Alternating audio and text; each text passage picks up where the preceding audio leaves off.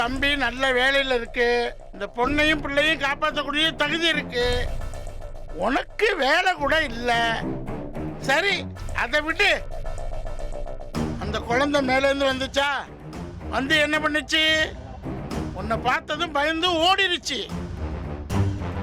எழில்கிட்ட தான் அப்பான்னு ஓடிச்சு. இந்த குழந்தைய எப்படி உன்னோட அனுப்ப முடியும்? அதையும் விடு.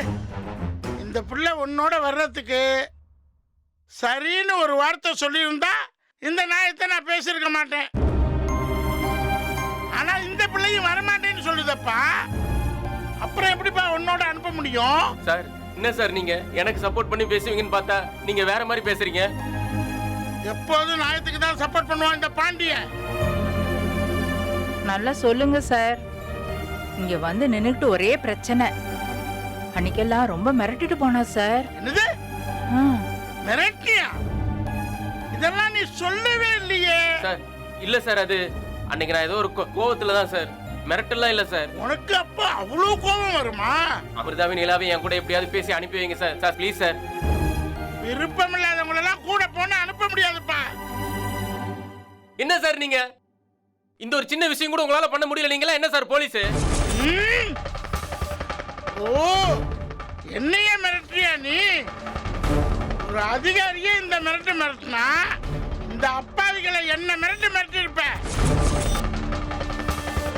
நீ வந்து விசாரிக்க சொல்லி கேட்டல்ல, எல்லாம் விசாரிச்சாச்சு. இந்த பொண்ணும் உன் கூட வரமாட்டேன்னு சொல்லிருச்சு. அவ்வளவுதான், முடிஞ்சது பிரச்சனை.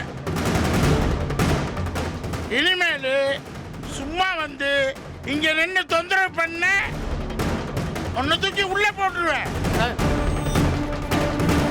அத பண்ணுங்க. ரொம்ப நன்றியா. என்ன சார், நான் உதவி கேட்டு வந்தா என்னையும் உள்ள தூக்கி போடுவீங்களா? நீ உதவி கேட்டு வரல, நல்லா இருக்கிற குடும்பத்தை கெடுக்க வந்திருக்க. அவங்க சந்தோஷமா வாழ்ந்துட்டு போகட்டுன்னு நீ ஒதுங்கிடு. இல்லைன்னா அவ்வளவுதான் சொல்லிட்டேன். அதெல்லாம் முடியாது சார். நான் ஏன் ஒதுங்கி போகணும்?